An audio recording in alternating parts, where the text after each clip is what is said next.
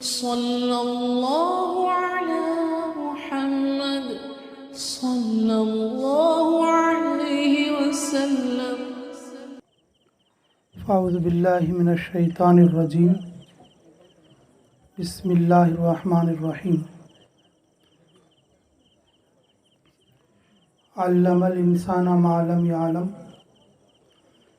صدق اللہ العظیم وصدق رسولہ الامی الکریم۔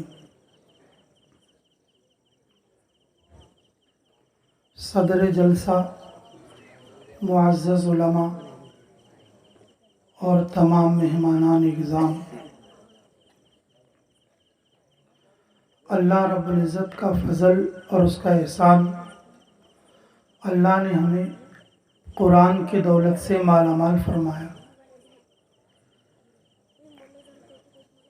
ہم لوگ تقریباً سن چکے ہیں،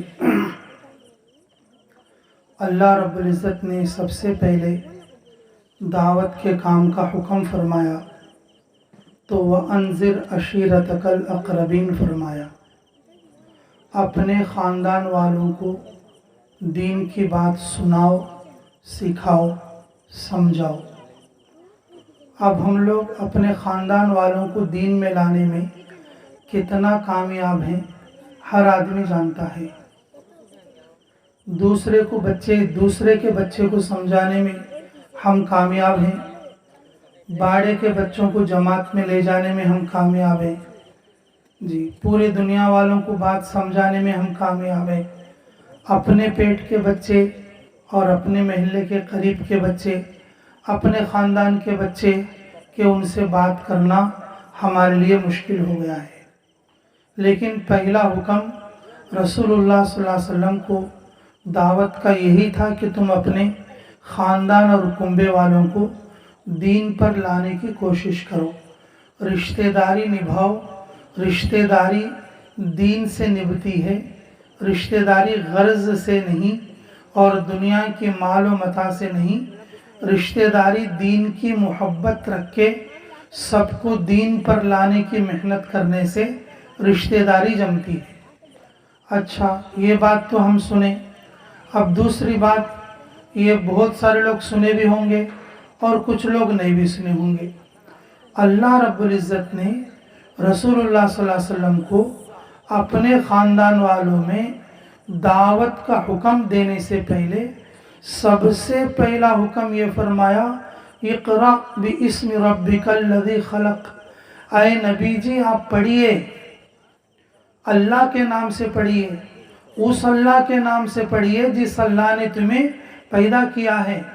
اللہ رب العزت نے ارشاد فرمایا، انسان کو وہ چیزیں ہم نے سکھائی جو وہ نہیں جانتا تھا۔ تبلیغ علم کی ہے، تبلیغ قرآن کی ہے، تبلیغ اللہ کے احکامات کی ہے۔ اسی لیے ہمارے حضرت جی مولانا سعد صاحب فرماتے کہ دیکھو، دعوت کا مطلب یہ نہیں کہ تم قرآن نہ پڑھو، دعوت کا مطلب یہ بھی ہے کہ اپنی مسجد میں مکتب قائم کر کے اپنے بچوں کو مدرسوں میں بھیجو اور بڑے لوگ قرآن پڑھو، بڑے لوگ قرآن پڑھو۔ رسول اللہ صلی اللہ علیہ وسلم مدینہ منورہ میں تشریف لے گئے تو روزانہ اوس کے قبیلے میں ابو سعید خدری رضی اللہ عنہ بیان فرماتے، قبیلہ اوس میں عشاء کے بعد جا کے کچھ تذکرہ کرتے، کچھ بات کرتے، کچھ کا ترغیب دیتے، گویا کہ ایک قسم کا تشکیلی گشت تھا لوگوں کو ذہنی طور پر تیار کرنے کے لیے۔ ہمارا گشت تو صرف صبح صبح ختم ہو جاتا ہے، دنیا کی محنت ہم رات دن کرتے لیکن دین کی محنت میں تھک جاتے ہیں۔ دین کی محنت صرف کہ بس اتنی کرتے اور جتنا کرنے کا جو ہے ہمیں بتایا جاتا ہے بلکہ اس سے بھی کم کر دیتے۔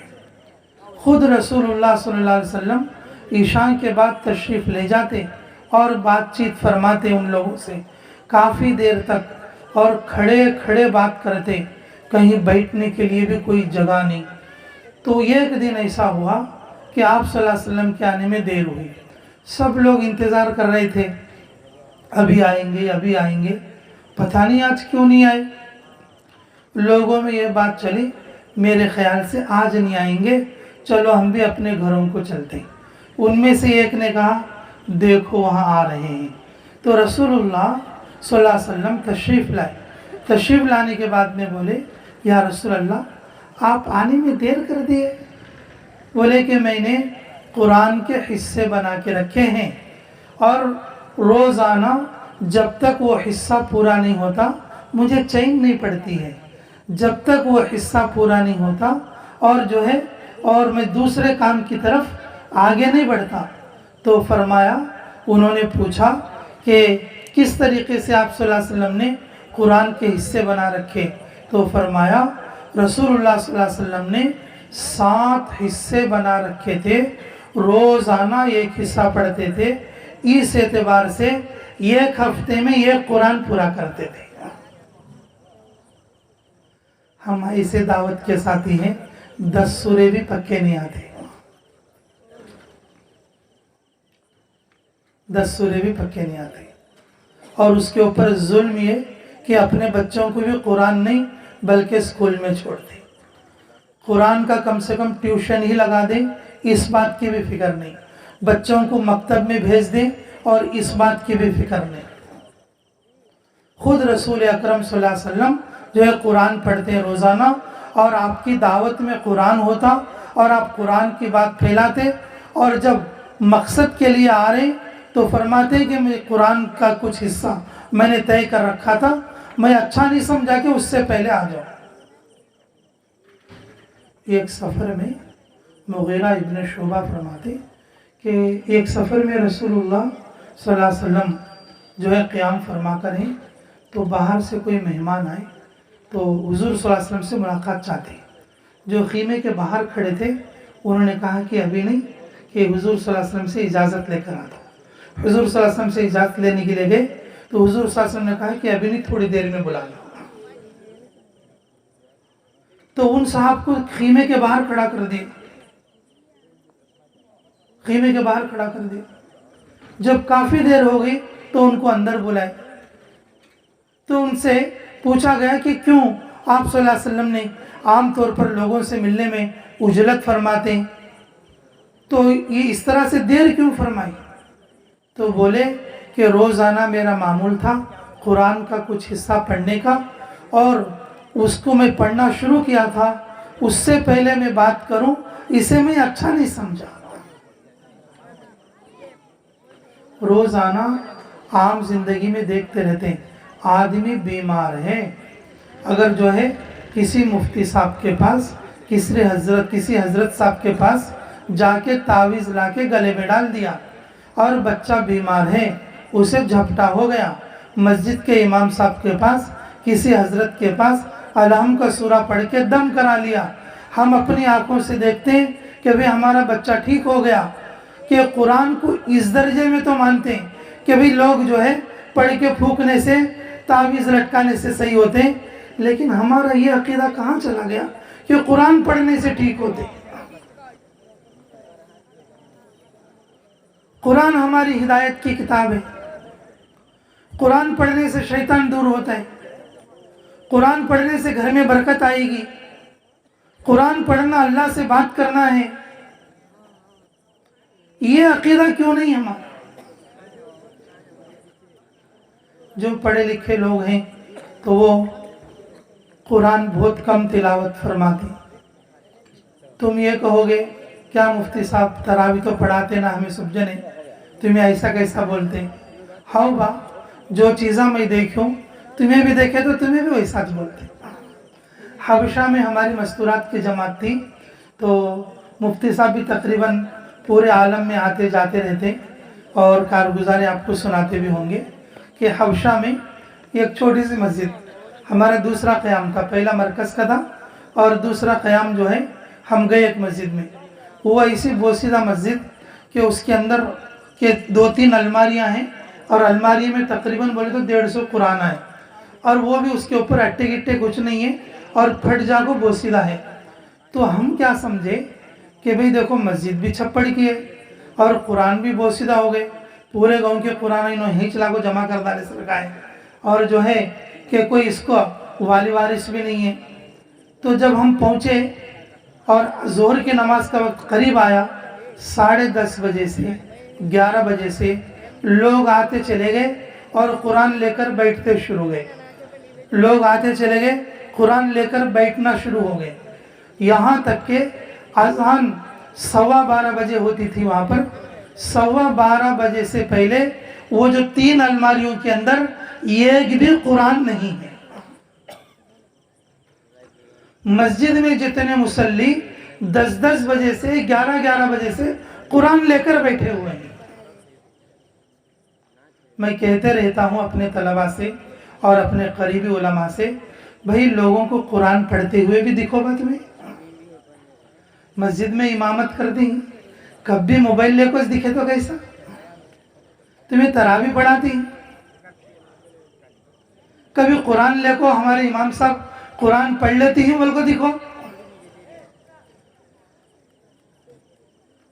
ہمارے دلی اوکھلا میں، اور جو لاک ڈاؤن کے زمانے میں جو لوگ گئے مرکز کو وہ لوگ دیکھے ہوں گے، تو مظفر نگر علاقے کے ایک امام صاحب ہیں وہاں کے جامع مسجد میں جی، اور تقریباً 30 سال سے اس جگہ پر امامت کر رہے ہیں۔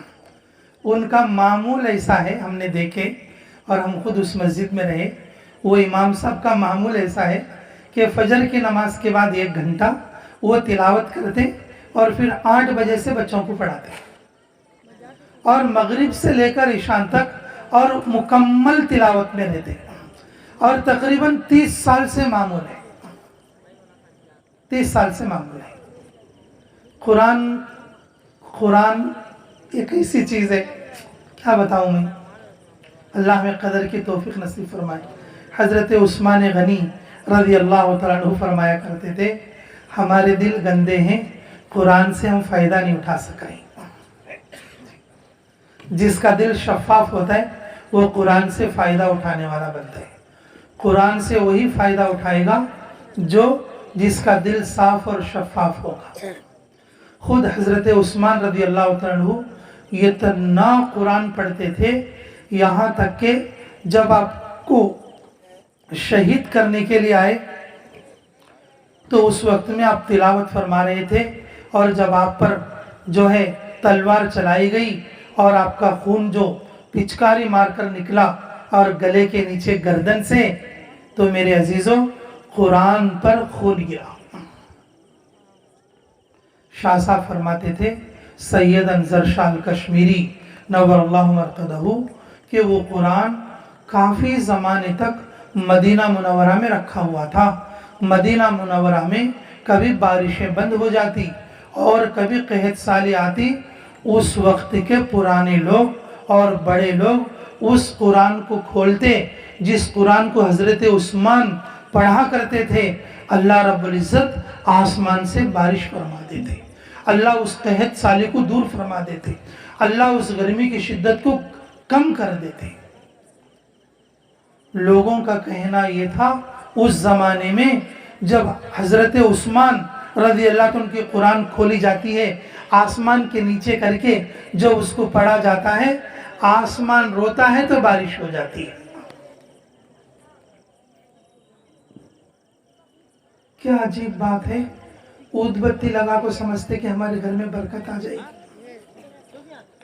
کسی صاحب کا فوٹو لگا کے سمجھتے ہمارے گھر میں برکت آ جائے۔ کیا عجیب تماشا ہم نے بنا رکھا ہے علاقوں کے اندر۔ بہت سارے گھروں میں، مسلمان گھروں میں جو غیروں کی تصویریں لگی ہوئی ہیں، سوچتے ہیں کہ ہماری زندگی بنے گی اور ہماری زندگی میں برکت آئے گی۔ جو برکت کا سر چشمہ ہے قرآن کا پڑھنا اور پڑھانا، اس کو چھوڑ دیا ہم نے، اس کو چھوڑ دیا۔ اس لیے میرے عزیزوں، ہمارے حضرت جی دامت برکاتہم بہت زیادہ فکر مند ہیں، اور جس طرح سے بچوں کے سلسلے میں فکر مند ہیں کہ ان کو مکتب اور مدرسے سے جوڑو، اور وہاں پر بڑے جو دعوت کے کام کرنے والے ساتھی ان کے بارے میں بہت زیادہ فکر مند ہیں، اپنے آپ کو قرآن میں لگاؤ۔ اللہ اگر سوال کریں گے تو کیا جواب دو گے؟ 10 سورے بھی ہمارے صحیح نہیں تو کیا ہم قیامت میں جواب دے پائیں گے کہ اے اللہ تیرا کلام بھی ہمیں آتا نہیں؟ اس لیے میرے عزیزو کہ عام طور پر علماء اور صلحاء ہر اعتبار سے بولتے ہی رہتے ہیں کہ بھی قرآن پڑھو اور مسجدوں کے اندر قرآن کے ماحول کو زندہ کرو.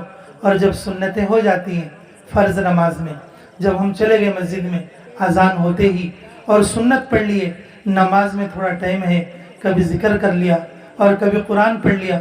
ہمارے علاقوں میں مسجدوں میں قرآن ہوتی بہت کم ہے، اور وہ بھی رمضان کی بڑی رات میں کھلتی ہیں.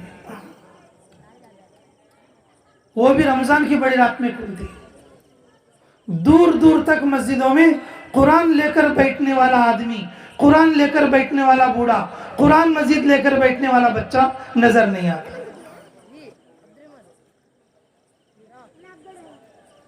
اب بلائیں مصیبتیں آؤ نہ بگتے کیوں نہیں آئیں گی؟ ظہر الفساد فی البر والبحر بما کسبت ایدی الناس.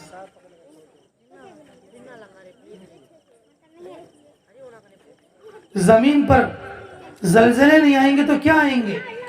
زمین پر ظالم بادشاہ مسلط نہیں ہوں گے تو پھر کیا ہوگا؟ اور زمین پر بربریت نہیں چھائے گی تو اور کیا چھائے گی؟ اور انسانوں کے اندر دلوں میں پھوٹ نہیں پڑے گی تو اور کیا پڑے گی؟ جب ہم قرآن سے دور ہو جائیں گے تو پھر یہ سب ہو رہا ہے.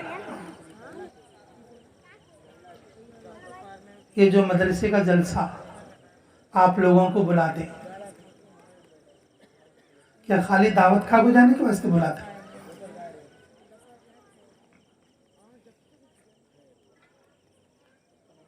بڑے بڑے علماء کو لا کے آپ کے سامنے بٹھائے ہیں.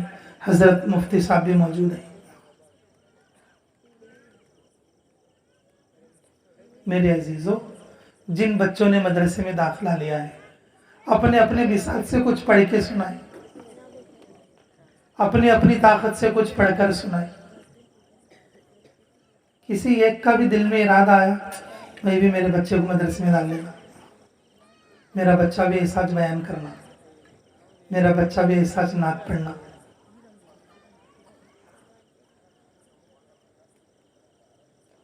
یہ ہمارے ذہنوں کی تنزلی ہے. لوگ سمجھتے مدرسہ پڑھیں گے تو کم درما رہے گا اور اس میں کیا کما پائے گا. دنیا کے پڑھنے کے اب مخالف نہیں ہیں، اس ذہن کے مخالف ہیں جو یہ سوچتے ہیں، یہ سوچ کر بچوں کو قرآن نہیں پڑھاتے.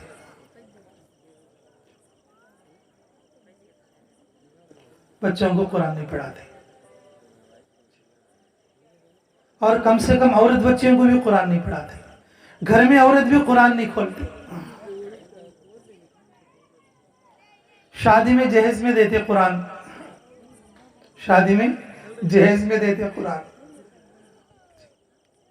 تو وہ کب پڑھا جاتا کہ معلوم نہیں، اللہ ماشاءاللہ. اگر بہو پڑھنے بھی لگے تو ساس بولتی ہے با قرآن پڑھتا دین کیا جادو کرتا تھی کیا پڑھ. انگول کے ایک ساتھی آئے تھے میرے پاس، بولے کہ ان کی ساس نماز بھی نہیں پڑھنے دیتی. کہتے کیا کرنا مفتی صاحب بول کے آئے تھے. نگا ایک ساتھی ایسی ہے مطلب اس علاقے میں کہ ان کی ساس کیا کرتی، ان کو نماز نہیں پڑھنے دیتے، پانی بھی نہیں نہانے دیتے. 4 دن کو ایک بار پانی نہانا بولتے، کئی پانی ہے تو نماز پڑھتی ہے، صابن بھی نہیں دیتی. جی کارگزاریاں ہمارے گھروں کے، مسلمان گھروں کے.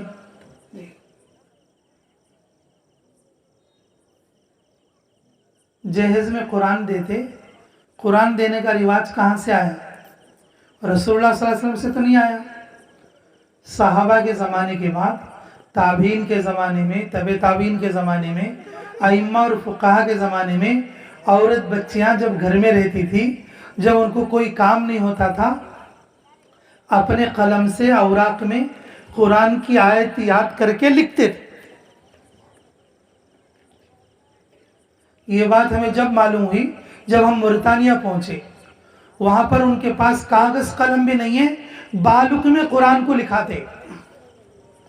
جب تک اس بچے کو حفظ کی سند نہیں ملتی، وہ اپنے استاد کو ہر آیت لکھ کر نہ دکھا دے تختی پر یا بالکھ میں. उस ज़माने में औरत बच्चियाँ मेरे को घर ले जाना बोल के शादी से पहले कुरान की आयत याद करती, उस आयत को एक कपड़े पर, एक कागज़ पर लिख लेती, वो कुरान गोद में लेकर वो बच्ची सास के घर जाती, वहां से कुरान अपने माँ के घर ले जाने का रिवाज पड़ा। अब जहेज में कुरान आता, बच्ची खोल को भी नहीं देखी रहती, दुकान से मोल ले गई, मिहराब में रखी, जहेज में रखी, जहेज वाले ले जाकर वहां उतार को रख डाला। ना बच्ची की माँ ने खोल कर देखा ये अंदर कुरान कैसा है, और वो ले जाने वाली बच्ची ने खोल कर देखा। अब शादी, शादी के बाद जुमा गया, जुमा के बाद बच्चे, और फिर बच्चे के बाद काम धंधे, फिर लड़ाई झगड़े, फिर अलग थलग, फिर कमाना जिलाना, वो कुरान पढ़ने की नौबत तो नहीं आई। इल्ला माशाअल्लाह, इल्ला माशाअल्लाह, कुछ नेक बंदियाँ ऐसी भी हैं पकाते पकाते भी कुरान पढ़ती हैं, कुछ नेक बंदियाँ ऐसी हैं बच्चों को दूध पिलाते पिलाते भी कुरान पढ़ती हैं, कुछ नेक बंदियाँ ऐसी हैं रात को सोते सोते भी कुरान पढ़कर सो जाती हैं। लेकिन यह माहौल हमारे घरों में नहीं दिख रहा है। दावत के मेहमान मेहनत के उन्वान से घर में तालीम करना ताकीद के साथ बोलते, हर इज्तिमा में, हर बयान में, हर जोड़ में, हर जमात में ताकीद के साथ बोलते। 100% घरों में तालीम जिंदा ना हुई, हम कैसे समझेंगे कि 100% घरों में कुरान है? 100% घरों में कुरान है, हम कैसे समझेंगे? इसमें शक नहीं, 100 में एक होगा, इसमें कोई शक नहीं, 1000 में कोई एक होगी, रात दिन फिक्र के साथ पढ़ती भी होगी। ऐसे ही नेक लोगों की वजह से अल्लाह दुनिया चला रहे। लेकिन हम क्या वास्ते आए जलसे में? हमारा जलसे में आने का मकसद क्या है? इन उलमा को बुलाने का मकसद क्या है? ये सारे इंतजाम का मकसद क्या है? मेरे अजीजों, हम यहाँ से ये नियत लेकर जाना कि जैसा ये बच्चा पढ़ा है, मैं भी अपने बच्चे को पढ़ाना, अपने पोते को पढ़ाना, अपने नवासे को पढ़ाना। मैं वो बात बोल रहा हूँ, रसूलुल्लाह सल्लल्लाहु अलैहि वसल्लम को अल्लाह रब्बुल इज़्ज़त ने सबसे पहले ये बोले, वअन्ज़िर अशीरतकल अक़रबीन, दावत का काम तुम्हारे घर से स्टार्ट करो। तुम्हारे बेटे को पढ़ाओ जी, तुम्हारी बेटी को पढ़ाओ, तुम्हारे बीवी को समझाओ, तुम्हारे बहन भाई को बोलो, अपने घर को ऐसा बनाओ तुम्हारा घर देखकर बाजुक घर वाले भी संभल जाएं। ये अल्लाह की बात है, ये अल्लाह की बात है। मेरे अजीजों, ऐसे जलसे में हम इसलिए आते कि हम नियत लेकर जाना, मैं अपने बच्चे को पढ़ाऊंगा, मैं अपनी बीवी से भी बोलूँगा, मैं खुद भी मकतब में दाखिला ले लूँगा जी, मकतब बालिगान के उन्वान से, कि हज़ारों लोग कुरान पढ़ डाल रहे, हज़ारों लोग माशाअल्लाह। अगर थोड़ा हम अपने वतन को छोड़कर बाहर निकलेंगे तो हमारे को हज़ारों नहीं लाखों कारगुजारियाँ मिलेंगी। नियत करोगे इंशाअल्लाह, नियत लेकर उठोगे भाई जी, अल्लाह मुझे भी और आपको भी अमल की तौफीक नसीब फरमाए। देखो आखिर में 2 बातें और कहता हूँ। अब ये जो रमज़ान आ रहा है ना जी, हमारे इलाके में रोज़ों का भी बहुत माहौल कम है, रोज़ों का माहौल भी बहुत ज़्यादा कम है, और तरावी का माहौल भी बहुत कम है। फजर में ज़रा अच्छे नमाजी रहते, और मगरिब में माशाल्लाह फुल नमाजी रहते। ज़रा खजूर पानी दिखता ना क्या भाई जी, मगरिब में ज़रा फुल नमाजी दिखते जी, लेकिन ईशा में बस वो पुराने नमाजी वही रहते। तरावी का भी माहौल नहीं है, ये माहौल बनाने की ज़रूरत है। मैं रोज़ा रखता हूँ, मेरे साथ एक साथी और भी रोज़ा रखे। मैं तरावी पढ़ता हूँ, मेरे साथ एक साथी तरावी और भी पढ़े। तो कोशिश करोगे इंशाअल्लाह, रोज़े मुकम्मल तो रखेंगे जी। देखो, बाज़ लोगों को शुगर होता है, बाज़ लोग काम धंधा भी करते होंगे, اور کرنا بھی چاہیے، تو وہ لوگ ڈر جاتے ہیں اور ڈر کے روزے نہیں رکھتے. میرے کو گونڈے کام جانا ہے، میرے کو کھیت کے کام جانا ہے، میرے کو جنگل کام جانا ہے بول کے ڈر کے روزہ نہیں رکھتے. بیرون جماعت میں سب سے پہلے میں یوگانڈا گیا تھا ہماری نندیال کی جماعت کے ساتھ، اور رمضان آ گیا اس میں. تو رمضان میں افریقہ کی دھوپ تو آپ کو معلوم ہے کیسی رہتی ہے، بالکل چھوٹا ایک 6 سال کا بچہ اور ایک 80 سال کا بوڑھا دونوں اپنے کھیت میں کام کر رہے ہیں. ہماری جماعت پیدل جا رہی ہے یوگانڈا کے اندر. ہم جاتے جاتے ہمارے پاس جو پانی تھا یا کچھ کھانے پینے کی چیزیں تھیں، ہم ان کو لے جا کر دیے. پسینے میں شرابور ہو رہے تھے تو ان سے بولے کہ تم یہ کچھ کھا پی لو. تو ان دونوں نے کہا کہ ہم روزہ سے. نہ کہ یہ رمضان بھی نہیں نا، آپ روزہ کیوں ہیں؟ بولے رمضان کی تیاری میں روزہ ہے. مجھے سمجھ میں نہیں آیا، رمضان کی تیاری میں کیا روزہ بھائی؟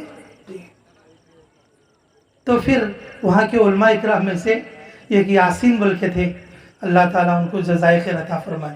ان سے پوچھے رمضان کی تیاری میں روزہ رکھتے؟ بولتے آپ صلی اللہ علیہ وسلم تو شعبان سے روزے شروع کرتے تھے. وہ یہ بھی کہنا چاہیے تھا نا ان کو، بھائی سنت ہے، آپ صلی اللہ علیہ وسلم رکھتے تھے تو رمضان کی تیاری میں روزہ رکھتے تھے، ایسا کیوں بولے انہوں؟ بولے جب آدمی روزے نہیں سو آدمی روزہ رکھنا شروع کرتا نا تو اسے تھوڑا بھول ہو جاتی. کبھی کبھی روزہ رکھو بھی کھانا کھا لیتا، کبھی کبھی روزہ رکھو بھی پانی پی لیتا، اور کبھی کبھی روزہ رکھو بھی اور کچھ چیزیں اور کر دیتا جو روزے دار نہیں کرنا چاہیے، ایسے کام کرنا تھا. وہ جتنی بھی بھول سہو ہے اور جتنی بھی غلطی ہے وہ شعبان میں ہوگی تو رمضان کے پورے پکے روزے ہونا. یہ رمضان کی تیاری ہے. ہم لوگ رمضان کی تیاری بولتے. تو رمضان کی تیاری کا مطلب ہمارے کو 2-4 چیزیں سمجھ میں آتی ہیں. کیا کہ پیسے اچھا جمع کر لینا، رمضان سے پہلے ٹیلراں کرنے جوڑے سلا لینا. نہیں بولتے خطبے ایک دن کھڑو کرتا ہوں. ٹیلر بھی بڑی عجیب قوم ہے. ہاں، خطبے کی نماز بھی تھوڑے لوگوں کو پڑھنے نہیں دیتا، ابھی نئے جوڑے کے لیے کھڑے رہتا. اب تو یہ دن تھوڑا یہ بات بھی تھوڑا اوکے ہو گئی، ورنہ ہمارا چاول چھوٹا سا کھیڑا گاؤں مفتی صاحب بھی بار بار ہمارے یہاں آتے رہتے ہیں. میں آج یہاں بیٹھا ہوں بولے تو مفتی صاحب کی محنت کا ہی نتیجہ ہے کہ ہمارے ماں باپ پر انہوں نے ایسی محنت کی ہے کہ انہوں نے ہمیں مدرسے میں پڑھانے کے لیے چکے. حضرت والا کی محنت، اللہ آپ کی عمر میں تعدیر برکت نصیب فرمائے، عافیت کے ساتھ عطا فرمائے. جی تو ہمارے ہاں خود ہمارے چاچا ٹیلر تھے اور میرے کو کھاچا کرانے رکھتے تھے. ہمارے چاچا سیتے رہتے تھے، ان کی عید کی نماز نہیں، میں جو بٹن لگاتا تھا اور کاجے کرتا تھا میری بھی نماز نہیں، اور جو کپڑے سلانے والا گھر میں آ کے بیٹھا اس کی بھی نماز نہیں. ایسے ٹیلراں ہوتے تھے. اب لوگ کیا سمجھتے؟ اب رمضان کی تیاری کا مطلب گھر پہنچا لینا، خصوصاً عورتاں کہ گھر پہنچا لینا، اگر کیا تو ٹوٹ گیا رہا تو گھر صحیح کر لینا. جی اور پھر کیا سوچتے کہ بھئی کہ پیسے جمع کر لینا، کپڑے سلا لینا، رمضان سے پیسے پہلے لا لینا. بعض لوگ مرد بھی عورت بھی دیوانے لوگوں کی طرح بازاروں میں پھرتے رہتے ہیں. کیوں بھئی؟ کہ رمضان کو خطبے پہ لینے کے جوڑے کو میچنگ ملی نہیں چولی. لا الہ الا اللہ. رمضان کی تیاری بازاروں میں پھر کو کر رہے ہیں کہ جی سوپ مل گیا. میں نے کہا کیا نہیں ملا؟ کہ بھئی ٹوپی نہیں ملی، میرے سائز کی ٹوپی ملتی نہیں. کہا انگل چھوڑ کے وجواڑا جا رہا ہے ٹوپی مول لینے، دلی مرکز کو فون کر رہے ہیں ایسی ٹوپی لگا رہے میں خطبے پہن لینا. لا الہ الا اللہ. ہمیں رمضان کی تیاری ہے تو ایسا بول لیتی ہیں باپ. رمضان کی تیاری یہ نہیں. رمضان کی تیاری کا مطلب یہ ہے رمضان سے پہلے شعبان میں جو نوکری داروں کو بول ڈالو حضرت مجھے رمضان کی چھٹی دے آلو. اپنے میسری کو بولو بھئی رمضان میں کام نہیں کرتا.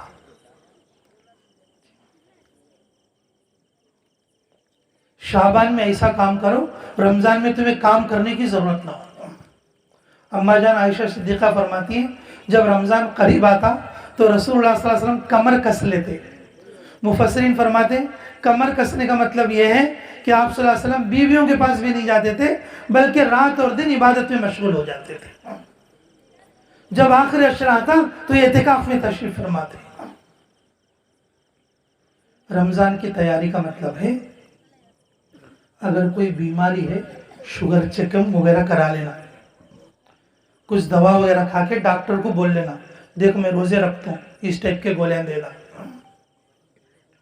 डॉक्टर बोलता नहीं तू मर जाता, तू शुगर से है, तू रोजा रखेगा तो मर जाएगा। डॉक्टर से बोलो, डॉक्टर साहब कि अगर मैं रोजा नहीं रखूंगा थोड़े दिन के बाद फिर भी मर जाऊंगा, ये अच्छा है कि रोजा रख के मर जाऊंगा जी। और तुमने देखा होगा रोजा रख के तो अंगोल में कोई नहीं मरा होगा, ये 100 साल में मर गई क्या बात? हमारे कर्नूल जिला में तो कोई मरा नहीं। रोजा रखो बीमारी की वजह से मर गया हो ऐसा तो नहीं जी। और बाकायदा हुक्मा फरमाते और बड़े मुहक्किक उलमा फरमाते रोज़ा रखना शुरू करे तो पहले दिन जरा रोज़ा लगता, दूसरे दिन अब जर्रा तकलीफ असर का दिखता, तीसरे दिन जर्रा कंट्रोल होता, चौथे दिन से उसे रोज़ा से नहीं मालूम होता, चौथे दिन से उसे रोज़ा से मालूम नहीं होता। इसलिए रमज़ान की तैयारी का मतलब शाबान में 3-4 रोज़े रख डालो, रमज़ान के पूरे रोज़े आराम से रख सकते। और रमज़ान के अंदर करने वाले जो काम हैं वो रमज़ान से पहले कर लो। रमज़ान खालिस दावत का महीना है, रमज़ान खालिस कुरान का महीना है, रमज़ान खालिस अल्लाह की इबादत, अल्लाह की रज़ा हासिल करने का महीना है। तो तैयारी करोगे इस तरह की इंशाअल्लाह, वैसी तो नहीं करोगे जैसे पहले करते थे, तो मुकम्मल तैयारी करोगे इंशाअल्लाह। हाँ, रमज़ान की तैयारी का मतलब ये है रमज़ान में करने वाले दुनिया के जितने काम हैं वो रमज़ान से पहले पूरा कर लेके रमज़ान के लिए फारिग हो जाना।